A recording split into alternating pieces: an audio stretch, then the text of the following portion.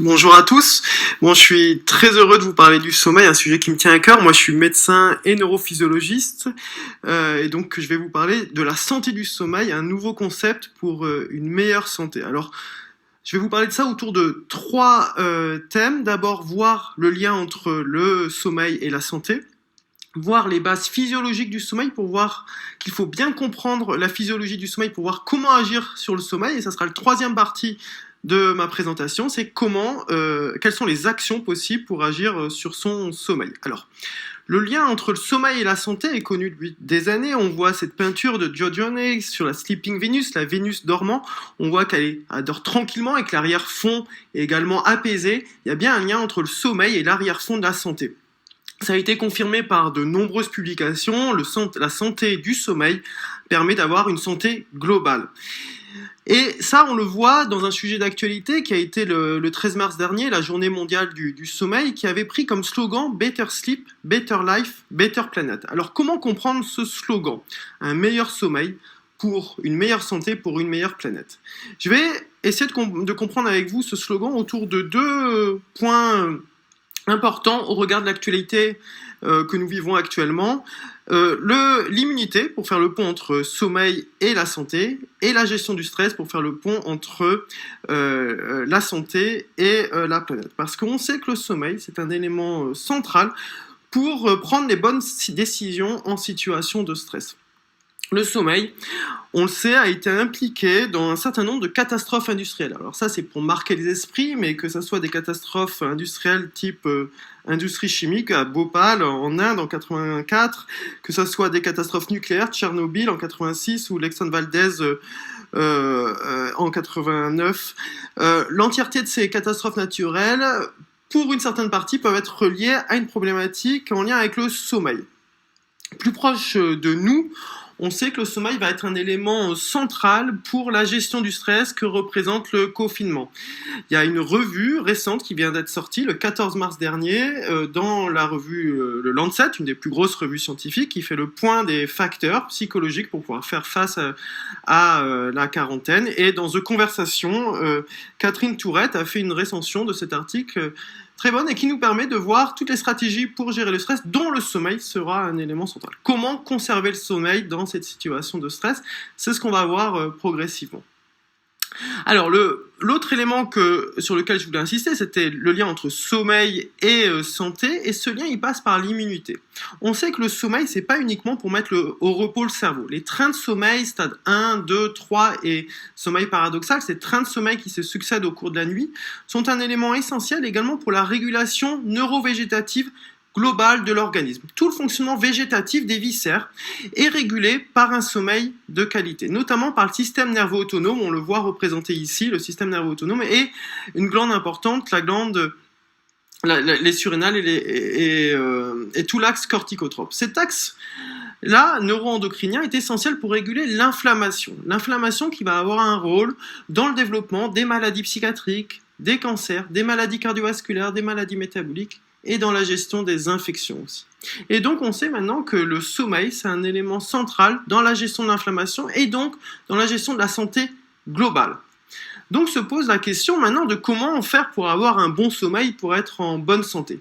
Pour cela, il faut d'abord revenir à la physiologie du sommeil et à se poser la question, qu'est-ce que le sommeil ? Le sommeil, c'est pas qu'un état de repos, c'est autre chose. Je vous ai mis la définition complète, tous les mots sont importants ici, mais c'est important qu'on revienne aux définitions de base. Le sommeil, c'est un état comportemental. Donc déjà, c'est quelque chose de comportemental, qui est récurrent, endogène, et qui reflète des changements coordonnés dans l'organisation fonctionnelle dynamique du cerveau, afin d'optimiser la physiologie, le comportement et la santé, on l'a vu.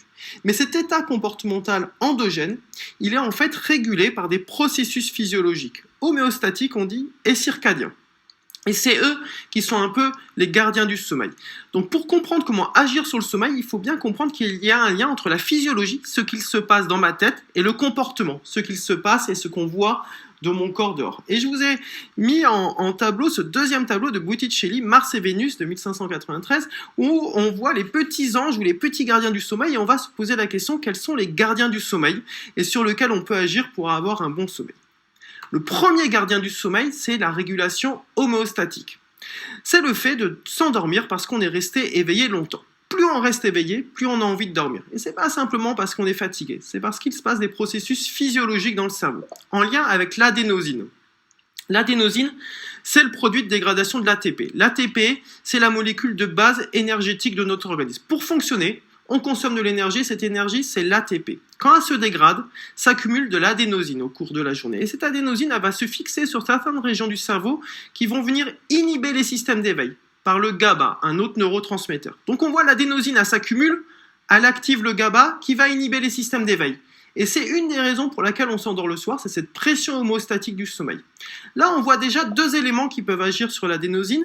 C'est le café. La caféine, c'est un antagoniste à l'adénosine. C'est-à-dire que le café, il ne conduit pas à activer les systèmes d'éveil. Il évite à la pression homéostatique du sommeil d'inhiber les systèmes d'éveil. Donc ça agit un peu différemment que la cocaïne, la caféine, ça agit sur cette adénosine. Et puis la sieste, elle va diminuer fortement le taux d'adénosine. Donc on voit là deux comportements qui peuvent être en lien avec la régulation homéostatique, c'est la partie droite de ce graphe. Quand on fait la sieste, le taux d'adénosine diminue et on peut arriver le soir à avoir une pression de sommeil insuffisante pour dormir. Et quand on boit du café, c'est la même chose, le taux d'adénosine se fixe moins sur les récepteurs, puisque c'est un antagoniste, et donc on s'endort moins bien le soir. Il y a une grande variabilité individuelle du café, mais le café fonctionne comme cela. Le deuxième gardien du sommeil, ce deuxième petit ange qui nous permet de dormir, c'est le fait qu'on ne dort pas n'importe quand. S'il n'y avait que la pression homéostatique du sommeil, on s'endormirait n'importe quand. Or, on dort la nuit et ce n'est pas uniquement en raison de contraintes sociales. On dort la nuit parce que dans notre cerveau, au niveau de l'hypothalamus, on a une petite horloge biologique, le noyau suprachiasmatique, c'est notre horloge biologique interne. Elle est essentielle parce qu'elle va conduire à faire sécréter de la mélatonine la nuit par l'épiphyse. Et la mélatonine, c'est l'hormone de la nuit, l'hormone qui nous permet de mettre notre organisme dans un état satisfaisant pour dormir. Donc ce noyau suprachiasmatique, il est essentiel et il est régulé pour bien se phaser avec notre rythme de lumière et d'éclairement par le soleil par des synchronisateurs. Le plus important est l'exposition à la lumière. Mais les rythmes sociaux, d'alimentation, d'activité physique sont également essentiels. Et on voit là qu'en comprenant ce deuxième ange gardien, on voit des actions qu'on peut mettre sur la rythmicité de notre vie et sur l'exposition à la lumière pour optimiser ce processus circadien. Donc processus homéostatique et circadien sont deux éléments fondamentaux pour faire en sorte que le soir, ils se combinent et on ait un bon sommeil le soir.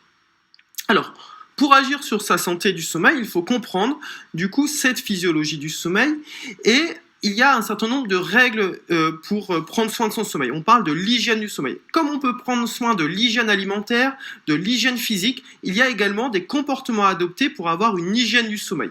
Lors de la journée mondiale du sommeil, il y a 10 critères d'hygiène du sommeil qui avaient été dictés. Nous, on les a synthétisés. Si vous voulez retrouver avec le CHU de Bordeaux, on avait fait un tweet thread où on faisait la liste et les explications de ces facteurs d'hygiène du sommeil. Ce qui est important de voir, c'est quelles sont les conceptions derrière ça. Mais c'est ce que je vous ai introduit un peu préalablement. Il faut bien connaître la physiologie du sommeil pour pouvoir bien déterminer les comportements qu'on peut avoir pour optimiser son sommeil. On l'a vu pour la régulation homéostatique, le café, la sieste peuvent influencer. On l'a vu pour la régulation circadienne, l'exposition à la lumière et les rythmes de vie peuvent avoir une influence. Ce que je vous propose là, c'est de voir les systèmes d'éveil. Alors bien sûr, les systèmes d'éveil, c'est ce qui fait qu'on active notre vigilance.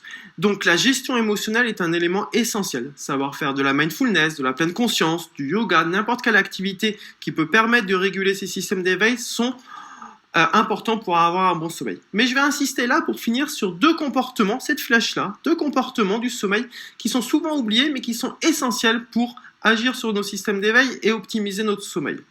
Le premier comportement, c'est de faire en sorte que le lit soit fortement associé au sommeil. Beaucoup de gens utilisent le lit pour faire autre chose que dormir. Alors on a le droit aux activités sexuelles, dans les recommandations même c'est mis, mais pas d'alimentation, pas de télévision au lit. Et la lecture par exemple, il vaut mieux la faire au fauteuil et avoir un rituel d'endormissement pour nous emmener progressivement comportemental à diminuer notre réveil pour faire en sorte que le lit soit un lieu de sommeil. Et je vous avais mis pour bien marquer cette importance du contrôle du stimulus par rapport au sommeil, la peinture de Morisot sur Le Berceau de 1872. Le deuxième comportement du sommeil qui est important à ne pas oublier, c'est que paradoxalement, il ne faut pas rester trop longtemps au lit pour avoir un bon sommeil. Il faut rester au lit le temps de sommeil qu'on a besoin. Souvent, on pense que plus on va rester au lit, plus on va dormir et plus on va bien dormir. En fait, ce qu'il faut, c'est compacter son temps de passer au lit pour l'ajuster à son temps de sommeil. Plus on va rester au lit sans dormir, plus ça risque d'altérer la qualité du sommeil. Ces deux éléments comportementaux peuvent être associés à la prise de molécules du sommeil. On sait que la mélatonine permet d'optimiser les processus circadiens. On sait que différentes plantes comme la valériane agissent sur le GABA que je vous ai nommé tout à l'heure, la passiflore sur la régulation de l'humeur. Donc tous ces systèmes peuvent permettre d'optimiser les systèmes d'éveil, la régulation des émotions et le maintien du sommeil. Mais ces médicaments seront d'autant plus efficaces qu'ils sont associés à ces comportements de sommeil et d'hygiène du sommeil que je vous ai présentés. Voilà, merci beaucoup pour votre attention.